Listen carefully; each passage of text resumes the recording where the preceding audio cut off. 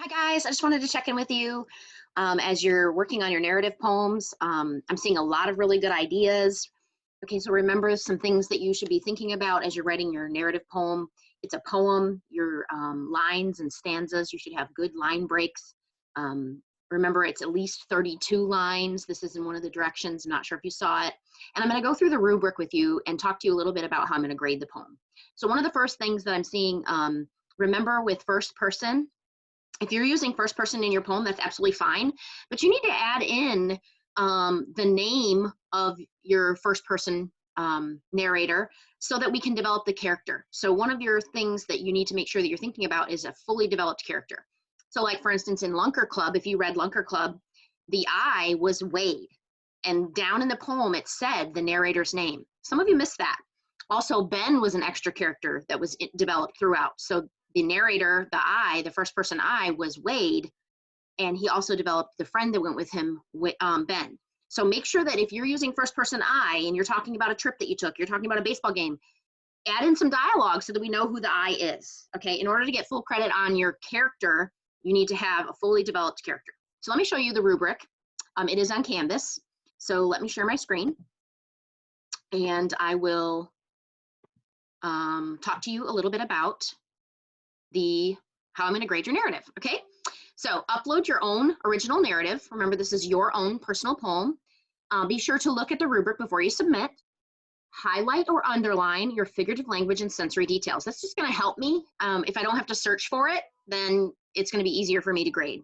Okay, so here's the criteria, and this is an 18-point test grade. So this is an easy assessment grade for you. So give your poem a title. Make sure you have at least one fully developed character. So if you have I throughout and I don't know who the I is, then that's not really fully developed. So make sure that you are adding in details about who the I is. Story plot, your story makes sense and has a beginning, middle, and end. So there's thinking about the plot. You have something that's going on in the beginning, the exposition, you develop the setting, what's happening in the middle, something with a conflict, that rising action, something's happening, and then some sort of resolution that comes to an end. Okay, so this is a story, so make sure you have a story. Sensory details. You have sensory details to add to your setting and to draw the reader into your story. I need at least 2 examples, okay? So make sure you have 2 examples and underline those for me.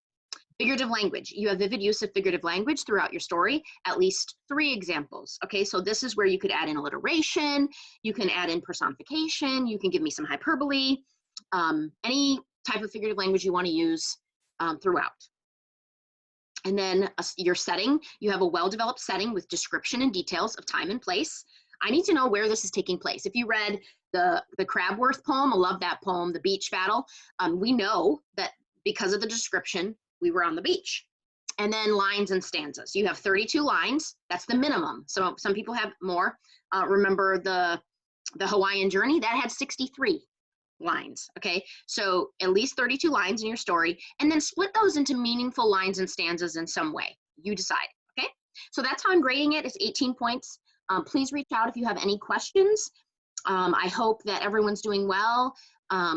You are missed. I think of you often. I'm praying for you. Please stop by and say hi in my office hours.